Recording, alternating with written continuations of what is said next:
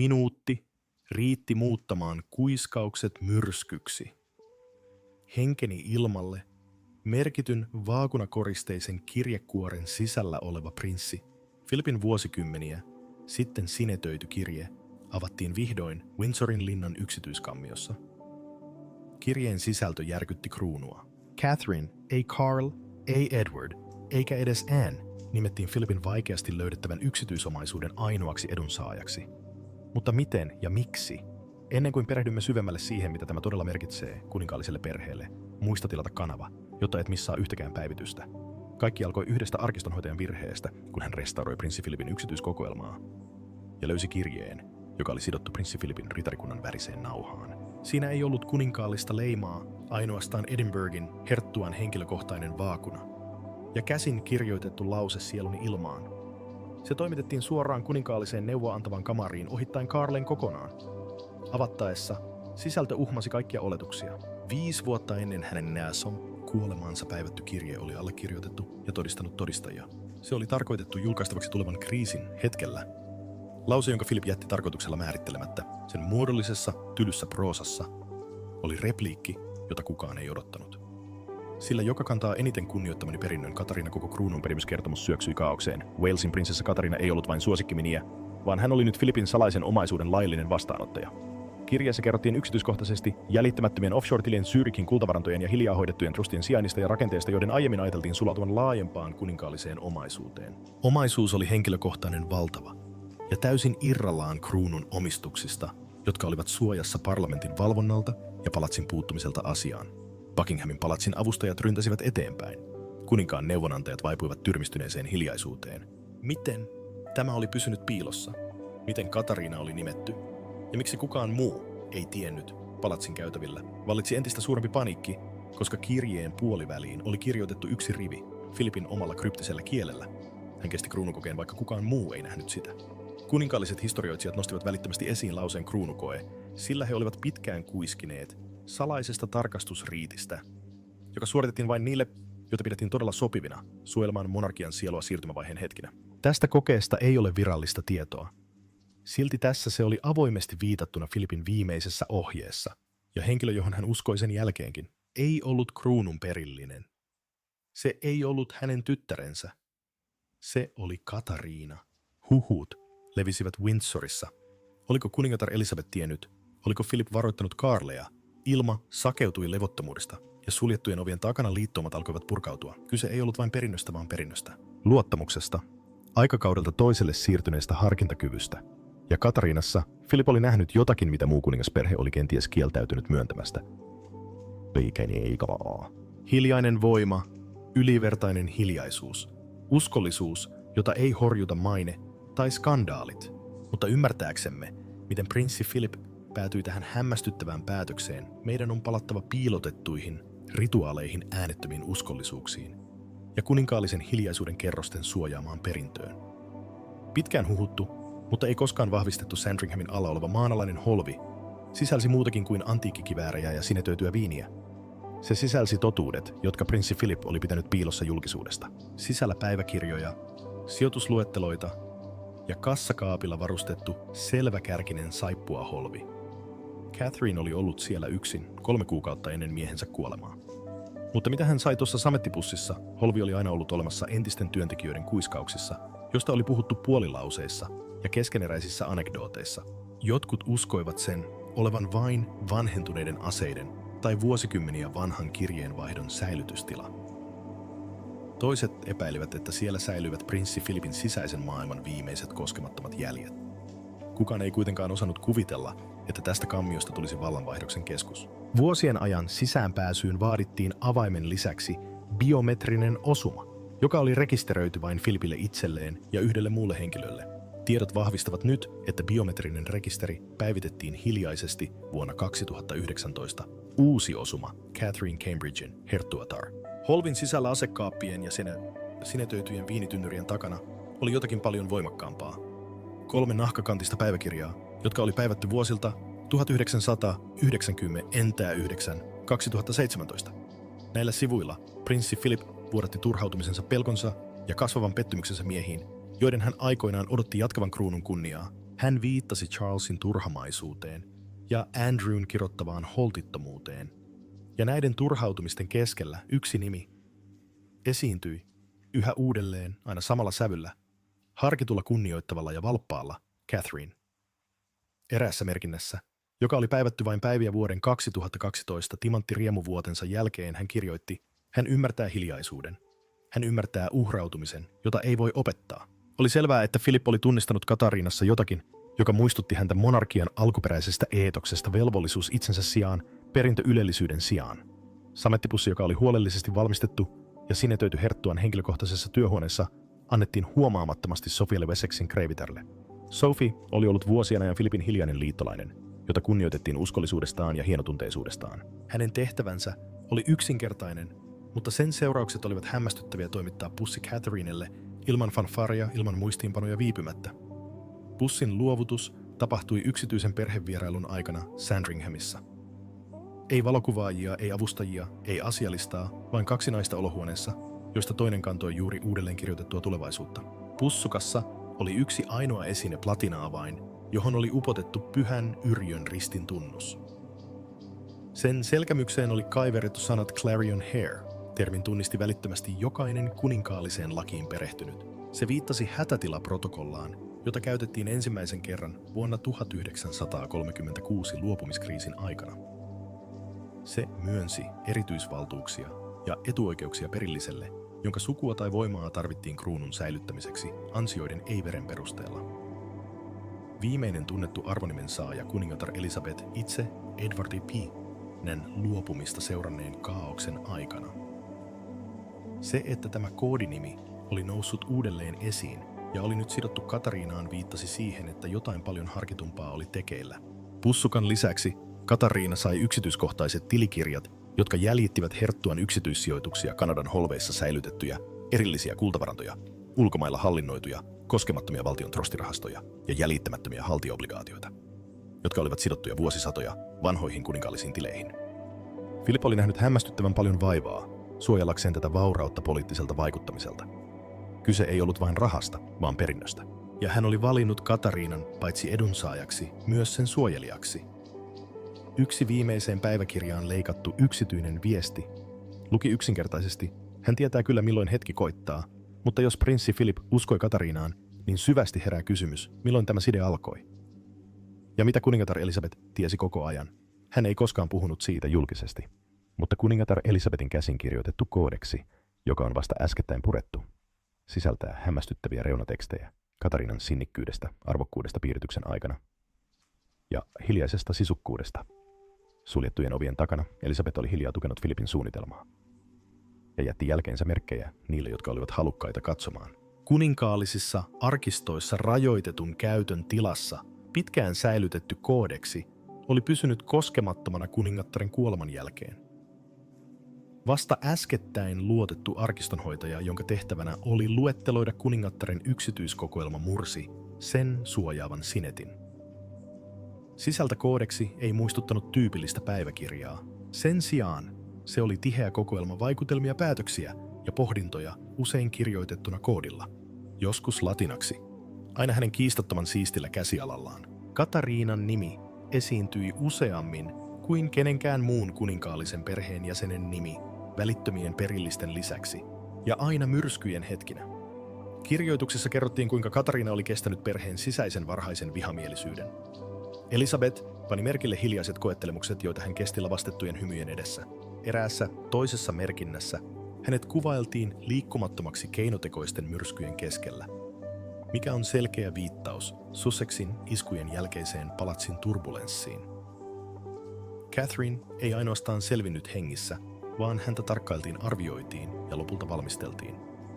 Vertailemalla päivämääriä ja merkintöjä kuninkaalliset avustajat löysivät useita tilanteita, joissa kuningatar Elisabeth oli hiljaa liittoutunut prinssi Philipin kanssa, mikä nyt näyttää olevan pitkän aikavälin suunnitelma, valtiollisilla pidoilla ja ulkomaan matkoilla. Katariina asetettiin Elisabetin viereen, ei seremonioiden tai symmetrian vuoksi, vaan strategisen näkyvyyden vuoksi. Eräässä yksityisessä muistiinpanossa, joka on päivätty pian Philipin sairaalahoidon jälkeen vuonna 2021, luki yksinkertaisesti: hän näkee sen läpi. Hän oli oikeassa siitä, mihin se viittasi. väitellään edelleen, mutta monet uskovat nyt, että se oli koko Philipin salainen seuraajasuunnitelma, joka asetti moraalisen perinnön verilinjan yläpuolelle ja ankkuroi kruunun Katariinan ei Karlen hallintoon. Vieläkin ahdistavampaa oli löytää yksityiskohta, joka oli niin pieni, mutta kuitenkin niin harkittu, että vain kuningatar itse saattoi sen järjestää. Vuonna 2018 Katariina käytti kuningatar Marian rakastajan solmutiaaraa diplomaattitilaisuudessa. Valokuvat eivät osoittaneet mitään epätavallista, mutta tutkittaessa kuninkaallisessa kokoelmassa säilytettävää fyysistä tiaraa keskeisen Timotin takaa löydettiin mikroskooppinen kaiverus ja paita. Siinä luki vahvistettuna Legacy Clarion. Asiantuntijat epäilevät nyt, että kuningatar itse oli tilannut kaiverruksen. Tämä lause oli yhdenmukainen Philipin oman Clarion ilmankäytön kanssa ja viittasi koordinoituun kuninkaallisten nimitysoperaatioon piilotettuun koodiin, joka välitettiin jalokivien asiakirjojen ja rituaalien mukana, ja jonka vain hallitsija ymmärsi. Selkein merkki Elisabetin tuesta tuli kuitenkin vuonna 2019. Hänen terveytensä oli jo hiljaisessa heikkenemisessä, ja hän pyysi Catherinea mukaansa Balmoraliin viikon mittaiselle yksityiselle retriitille. Ei lehdistöä, ei avustajia, ei virallista asiakirjaa. Edes Williamia ei kutsuttu. Paikalliset muistavat nähneensä 2 naista kävelemässä hiljaisuudessa puiston poikki ilman kameroita, ilman sananvaihtoa. Kun kuningatar palasi Windsoriin, hänet kuultiin kertovan hovineitolleen: hän kantaa tyyneyttä, näin myrskystä selvitään. Se olisi kuningattaren viimeinen yksin retriitti. Ja se tapahtui Catherinen kanssa. Koodeksin lopussa on yksi kryptinen rivi. Se on kirjoitettu horjuen, mutta tarkoituksella, ja kuningattaren viimeisinä viikkoina hänellä on hallussaan paitsi kruunu myös koko konekoodi. Tuo rivi hämmensi kaikkia kuukausien ajan. Mutta nyt Philipin kirjeen ja paljastusten vanavedessä asiaa tarkastellaan uudelleen uudella kiireellisyydellä. Kuningatar ei ehkä ole koskaan ilmoittanut siitä julkisesti, mutta hänen omien asiakirjojensa perusteella hän teki valintansa. Kun kuorimme esiin salailun kerroksia, paljastamme jotain vieläkin levottomampaa hiljaisen sodan kuninkaallisesta perimyksestä, joka alkoi kauan ennen kuin Karle nousi valtaistuimelle. Kaikki kuninkaalliset eivät ottaneet paljastusta vastaan riemuiten. Clarence Housen samettiverhojen takana kyti raivo. Charles oli yllätetty. Camilla kutsui sitä suoraksi loukkaukseksi sukua kohtaan. Kiireellinen kokous kutsuttiin koolle, mutta kaikki eivät olleet läsnä. Catherine rauhallinen ja järkkymätön kieltäytyi ilmestymästä. Kirje oli räjähtänyt kuin hiljainen pommi. Sen paineaallot kaikuivat käytävillä, jotka aiemmin olivat täynnä järjestystä. Karle, joka oli tottunut olemaan luonnollinen seuraaja kaikissa kruunun asioissa, huomasi nyt jääneensä oman isänsä vuosia aiemmin täysin salassa tekemän päätöksen varjoon. Symboliikka oli raakaa. Philipin yksityisomaisuus huolellisesti suojeltu ja voimakkaasti sijoitettu oli ohittanut hänet kokonaan. Selityksiä tai ennakkovaroituksia ei ollut vain selkeä ja harkittu perintö, joka oli osoitettu Katariinalle. Se, että hänet jätettiin huomiotta, paitsi poikana, myös nykyisenä monarkkina, oli enemmän kuin loukkaus. Se oli hylkäämistä. Tuo raivo, joka oli tiukasti kätkettynä vuosikymmenten kuninkaallisen käytöksen alle, purkautui lopulta kiivaiden sananvaihtojen vyöryssä suljettujen ovien takana. Clarence Housen lähteet vahvistivat Karlen raivoisan hyökkäyksen kutsuen, sitä paitsi verilinjan myös velvollisuuden pettämiseksi. Kun avustaja uskalsi ehdottaa, että kyseessä oli kenties enemmänkin suojeleminen kuin rankaiseminen, kuninkaan kerrottiin ryntäävän ulos. Camilla, joka jo ennestään kohtasi yhä kiristyneempiä dynamiikkaa, kuninkaallisissa riveissä oli suurempi. Hänelle tämä ei ollut yllätys, vaan nöyryytys. Ulkopuolisten kirjoittaessa uudelleen kuninkaallisen perinnön hän kertoman mukaan mutisi toistain aiemmin Meghanista ja Catherinesta käyttämänsä repliikkiä. Mutta tällä kertaa vastavoimaa ei ollut.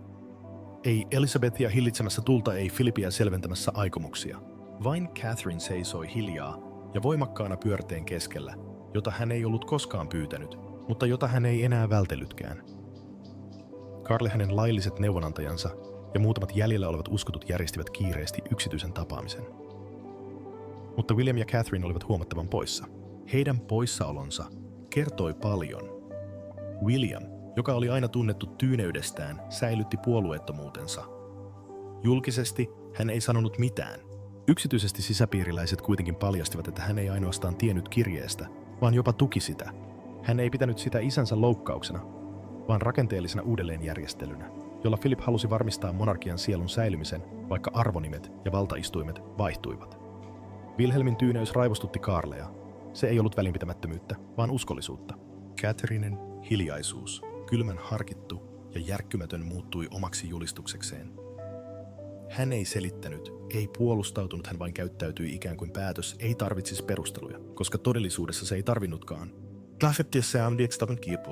Ei hänelle, ei niille, jotka ymmärsivät taakan, jota hän oli hiljaa kantanut kaikki nämä vuodet. Mutta lämpötila nousi entisestään, kun Philipin lakitiimiltä vuodetut viestit nousivat pintaan sensuroimattomina, mutta kiistattoman selvinä. Oli keskusteltu moraalisen vaikutuksen sarjasta, hauraiden dynastioiden ohittamisesta, säilyttämisen valitsemisesta mieltymyksen sijaan, ja kaikki se viittasi Catherinein.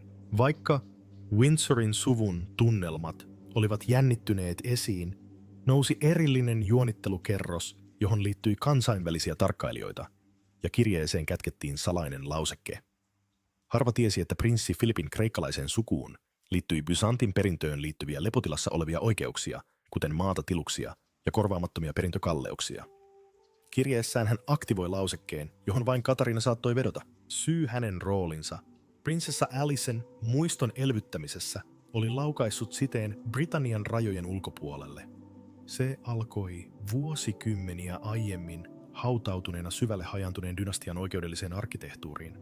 Kreikan ja Tanskan kuningashuoneeseen syntynyt prinssi Philip oli jo kauan sitten katkaissut poliittiset siteensä syntymäpaikkansa. Silti monimutkaisen edunvalvojien ja kuninkaallisten välikäsien verkoston kautta useat oikeudet olivat edelleen uinuvina, odottamassa joko aktivoimista tai menettämistä. Niiden joukossa oli historiallisesti merkittäviä kiinteistöjä Egeanmeren rannikolla, yksityisomistuksia Korfulla ja kokoelma bysantilaisia esineitä, joita ei ollut luetteloitu, jotka olivat koskemattomia ja laillisesti jäädytetty Kreikan monarkian kaatumisen jälkeen.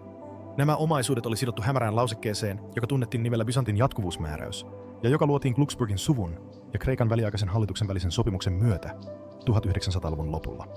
Tässä lausekkeessa, jota harvoin mainittiin edes palatsin lakipiireissä, määrättiin, että nimetty perillinen voi ottaa omaisuuden holhouksen vain jos sen katsotaan elvyttäneen tai suojelleen prinsessa Alicen matriarkkaa, Filipuksen eniten kunnioittamaa perintöä. Katariina tietämättään laukaisi lausekkeen.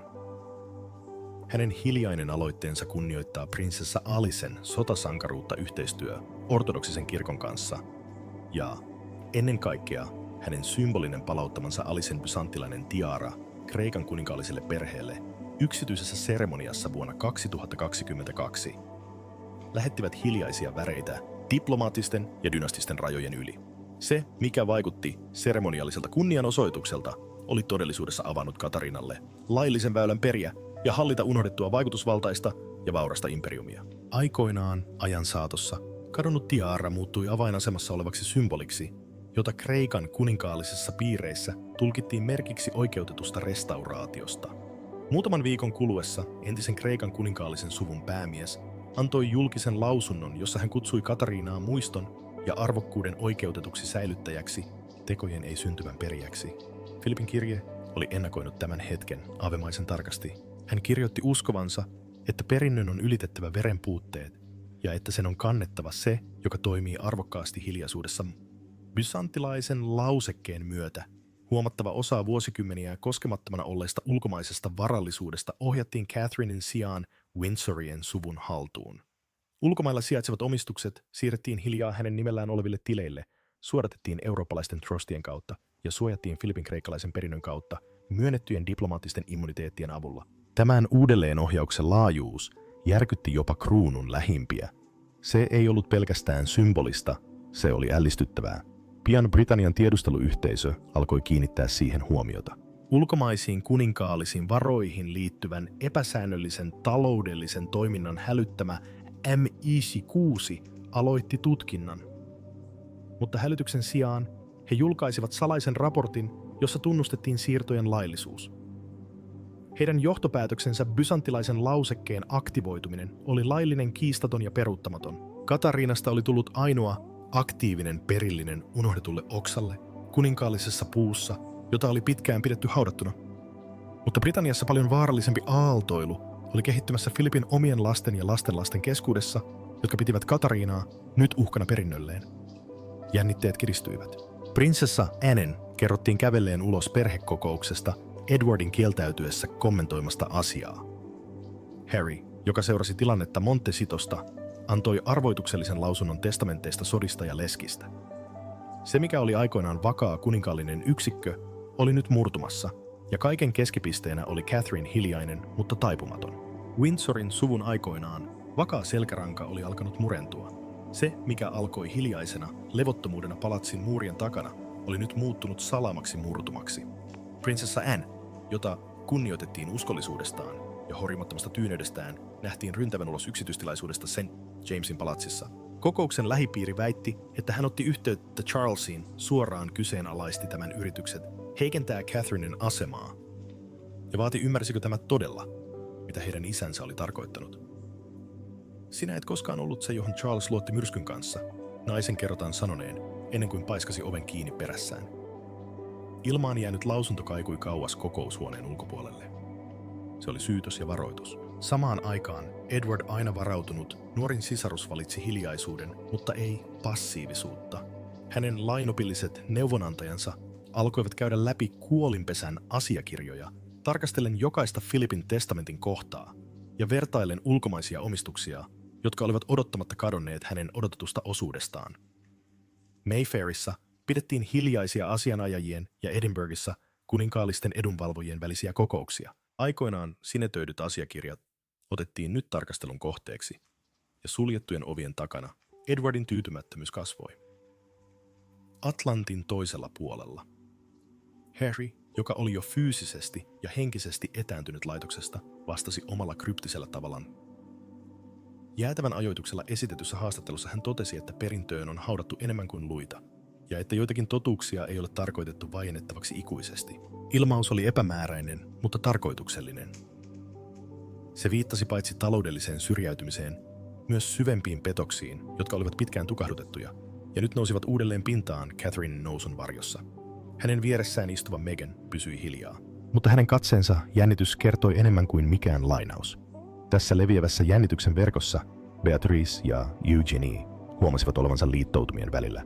Andrewn kohtalon yhä tahraantuessa heidän tulevaisuutensa kuninkaallisissa puitteissa oli jo hauras. Nyt heidän edessään oli mahdoton valinta tukea perinteistä sukulinjaa tai liittoutua Catherinen kanssa, jonka vaikutus oli nopeasti käymässä kiistattomaksi.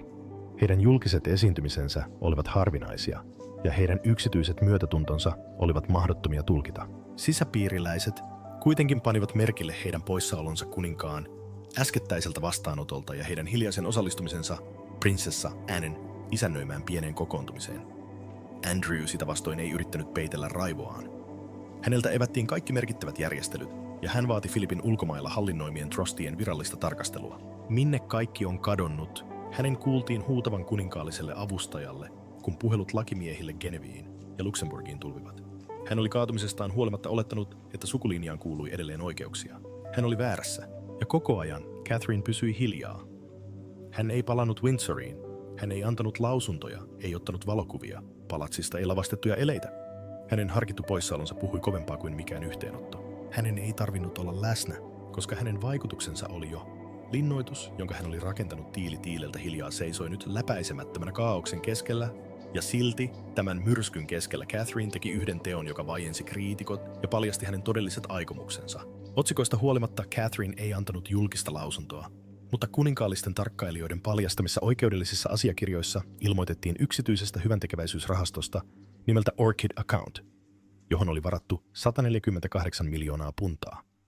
Sen tarkoitus voimaannuttaa naisjohtajia perinnetietoisissa instituutioissa. Nimi juontui prinssi Philipin hänelle antamasta lempinimestä Talviorkidea. Paljastus yllätti kaikki.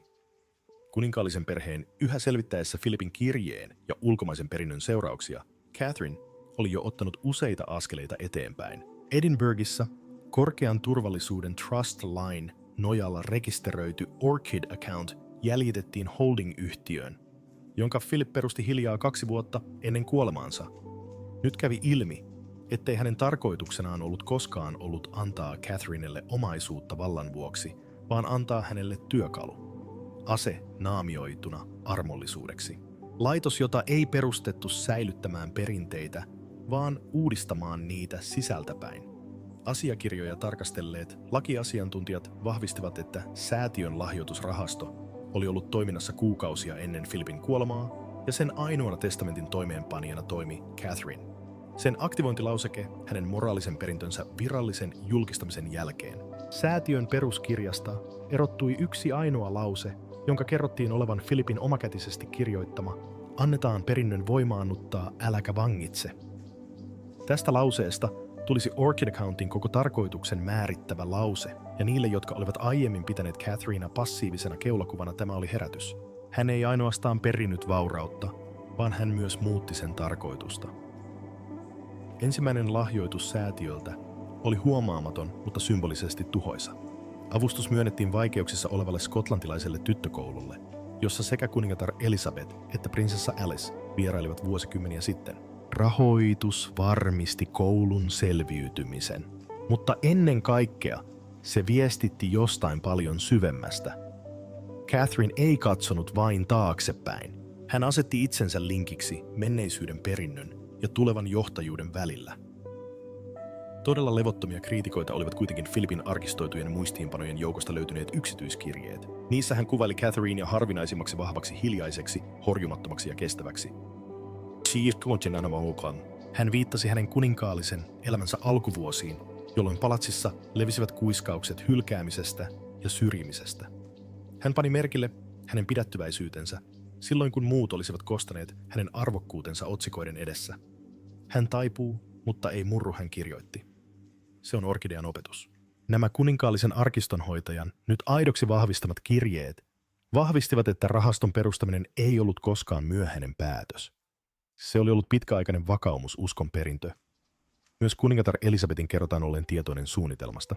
Yksityisessä muistiossa, joka on nyt tallennettu viralliseen arkistoon, hän oli allekirjoittanut hyväksyntänsä Trustin perustamiselle ja todennut: tässä en näe mitään uhkaa. Näen jatkuvuutta. Se oli kenties kuningattaren ja Edinburghin herttuan välinen viimeinen yhtenäisyyden osoitus, hiljainen sopimus siitä, että kruunun todellinen tulevaisuus ei ollut sen titteleissä, vaan sen hiljaisissa suojelijoissa. Katariinasta oli tullut tuo suojelija, ja nyt Orkidea-kertomuksen kautta hänellä oli keinot nostaa muita omaksi kuvakseen. Mutta vaikka jotkut näkivät siinä hyväntekeväisyyttä, toiset vallankaappausta, ja kruunu itse valmistautui seuraavaan järkyttävään käänteeseensä, kuninkaallinen neuvoa antava neuvosto kutsuttiin koolle hätäistunnossa Windsorissa tiukan salassapidon vallitessa. Esityslista oli selkeä, ja siinä käsiteltiin Philipin omaisuuden uudelleenohjauksen horjuttavaa vaikutusta. Mutta tapahtunut yllätti jopa kokeneimmat palatsin veteraanit, heidän uskollisuutensa muuttui. Äänestettiin salaisia ääniä, ja yksi kuninkaallisista nousi seisomaan ja julisti: hän kantaa kestävyyden verta, hän on nyt vallan tukipilari. Vuosisatojen historian ja odotusten painama sali ei ollut koskaan ennen nähnyt tällaista yhteenottoa. Pöydässä istuivat prinsessa Anne stoalaisena ja valppaana prinssi Edward jännittyneenä mutta hiljaisena, Canterburyn arkkipiispa ankarana ja vaikeasti ymmärrettävänä, ja Norfolkin herttua perinteiden vaalia 4 vaitiolovalan vannoneen vanhemman neuvonantajan ympäröimänä.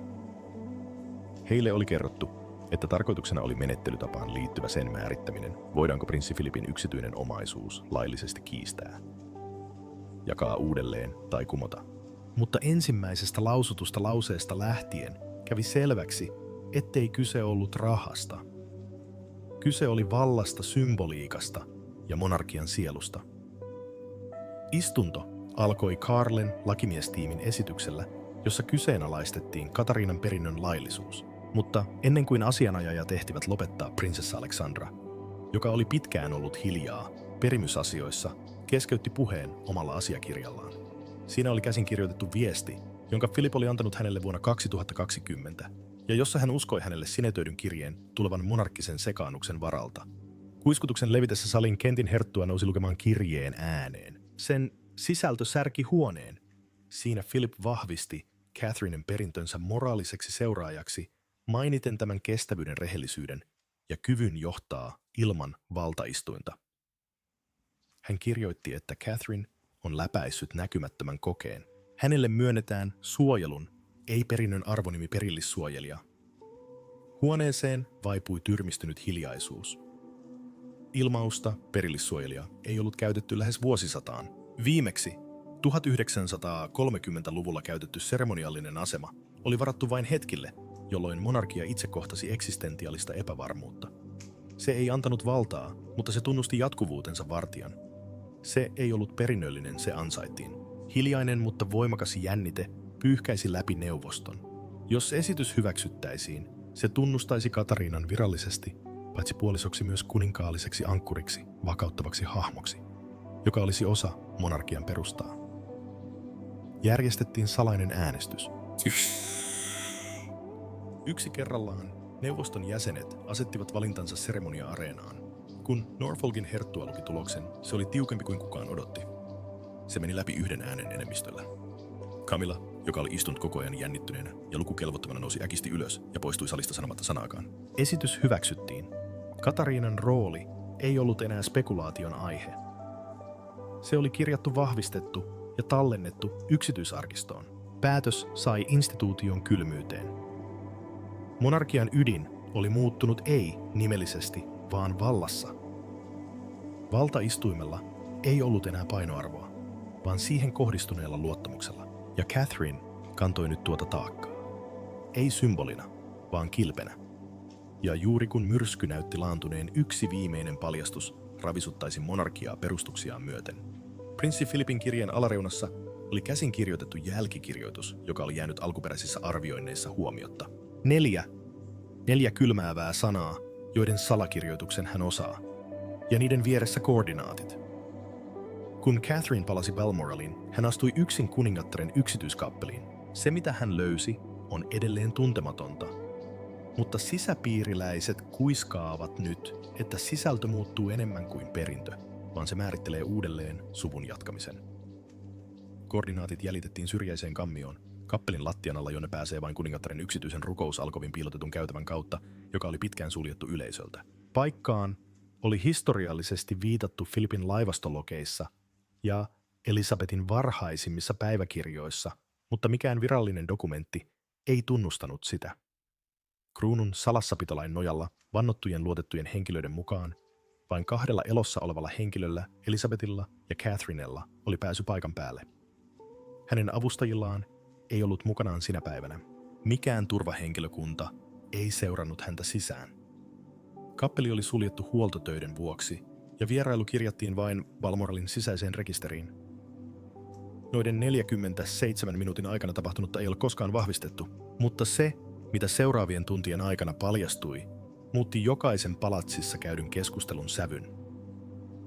Viikkoja ennen viimeistä sairaalahoitoonsa joutumistaan, Philip oli kirjoittanut tuon jälkikirjoituksen käsin. Nuo 4 sanaa, joiden salakirjoituksen hän osaa, eivät olleet runollisia kohokohtia, ne olivat koodikirjaimellinen laukaisin. Lähteet paljastavat nyt, että vuosikymmeniä aiemmin Philip ja kuningatar olivat laatineet niin sanotun Clarion-protokollan salaisen kruunun perimyssuunnitelman tilanteisiin, joissa monarkian sukulinjan julkinen luottamus tai institutionaalinen selkeys olisivat peruuttamattomasti murtuneita. Se oli tarkoitettu aktivoitavaksi vain hiljaisen perustuslaillisen kriisin aikana, eikä sitä koskaan tunnustettaisi julkisesti, ja sen voisi toteuttaa vain joku, joka läpäisisi sen viimeisen testin tulkitsemalla monarkin salakirjoituksen Yrjö VCI:n kehittämän henkilökohtaisen salaustyökalun, joka välitettiin salaa Elisabetille. Catherine oli tutustunut salakirjoitukseen vuosia sitten hänen ensimmäisillä Balmoralin vierailuillaan. Kuningattaren ohimennen vanhojen kirjeiden, uskonnollisten hymnien ja arkistoitujen puheiden kautta. Opettamansa kaava oli tietämättään koulutettu tunnistamaan kuninkaalliseen perinteeseen upotettu kaava. Nuo kaavat, päivämäärät, lauseet ja symboliset eleet avasivat nyt kappelin alle haudatun sinetöidyn lippaan sisällön. Ja vaikka kruunu ei ole koskaan vahvistanut sen sisältöä, spekulaatiot rehottavat. Asiakirjojen kerrotaan liittyvän ehdotettuun vaihtoehtoiseen perimysjärjestykseen asiakirjaan, joka vahvisti perillisen suojelijan roolin, paitsi seremoniallisena, myös päätöksentekopaikkana, kuninkaallisessa neuvoa antavassa toimikunnassa. Jotkut jopa väittävät, että laatikko sisälsi Elisabetin oman viimeisen lisäyksen vuoden 1969 direktiiviin monarkian tulevaisuudesta, jos se rapistuu. Seurauksena ollut aiheutti kuohuntaa kuninkaallisissa riveissä. Katariina palasi Balmoralista yksin, ei seurueensa kanssa, ja palasi hiljaa Lontooseen. 3 päivää myöhemmin hän esiintyi virallisessa kihloissa kuningatar Victorian safiirista tehty kruunajaissormus päässään, eikä ollut nähty julkisuudessa yli 60 vuoteen. Selitystä ei annettu, eikä lausuntoa julkaistu. Mutta kuninkaallisen sisäpiirin keskuudessa asia ymmärrettiin. Kyse ei ollut enää vain perinnöstä. Kyse oli tekijyydestä.